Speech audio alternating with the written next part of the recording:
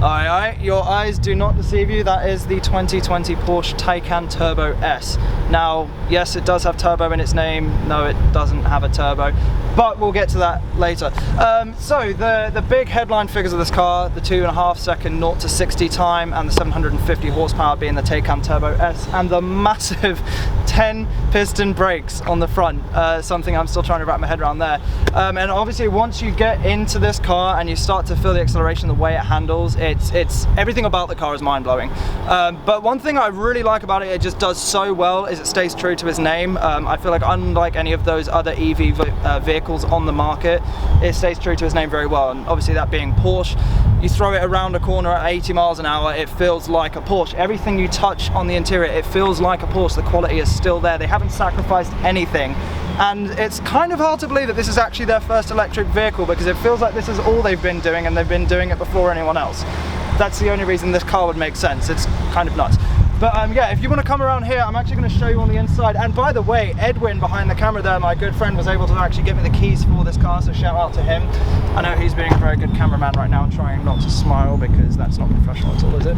So this is the inside of the vehicle. As you can see, you've got 3 screens in the middle there. There is an optional 4th to sit in front of the passenger, should you choose to opt for that. So without any buttons on there, everything goes by touchscreen. But it's nice and simple styling on the rear. Now, we are doing a photo shoot of this car today. I brought obviously all of my camera gear along with me. It was a plan to go into the big city. Due to poor planning, we actually didn't have enough range on the electric vehicle to make it to the city, but we did find a nice park here just down the road from where the car originally was. But that does keep with the theme. I mean, the car's green, the park is green, so it's not going to be out of place entirely. So what I'm aiming to do here with all of the trees and everything around the vehicle, you've got some nice shadows, is just keep that natural light look to the pictures. It's going to be a really easy thing to do to make this car look good. Every angle of it, you just can't go wrong. So without further ado, let's get started. Hold myself to a chord, waiting for the day that you come back to me. You know that I don't give a f about appearances. Been hearing things about you. So one thing you definitely can't escape is the way the front end of this car looks. It's a very aggressive look.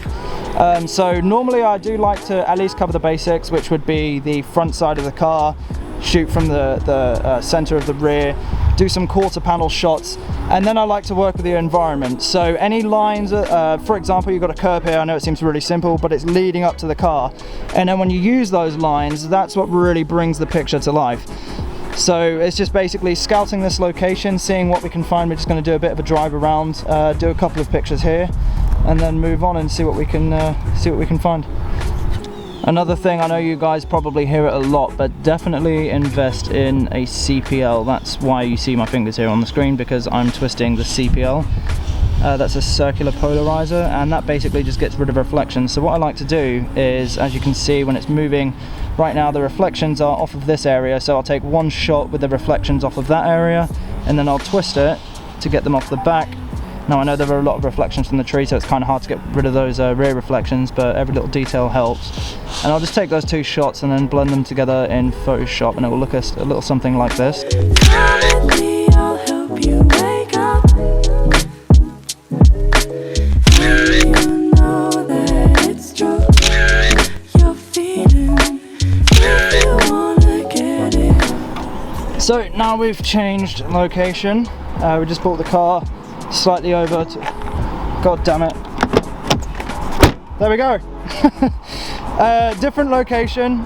This one's just a slightly more open up area, still some nice shadows, but you've got that sunlight coming through there, so it's gonna make the image really pop, but a nice open wild look for now.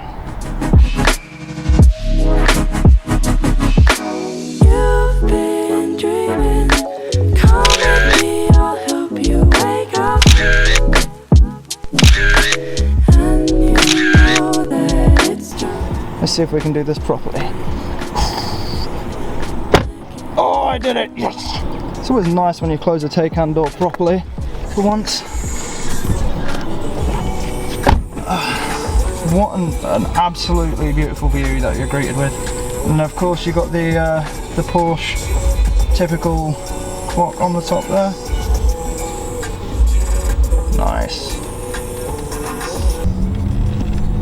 So if you do happen to get a Taycan, and no matter what model, there's a little sound when you get in, and it sounds like you've run over a small child. That's the door handles coming in.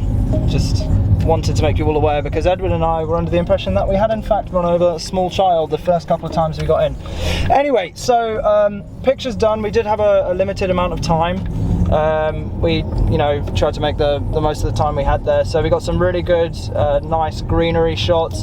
Had the sunlight coming through the trees. Got some up close detail shots, which I'll definitely show you there. And yeah, I mean, this car, like I said, it really lived up to its expectation of being one of the easiest cars to shoot without having a single bad angle.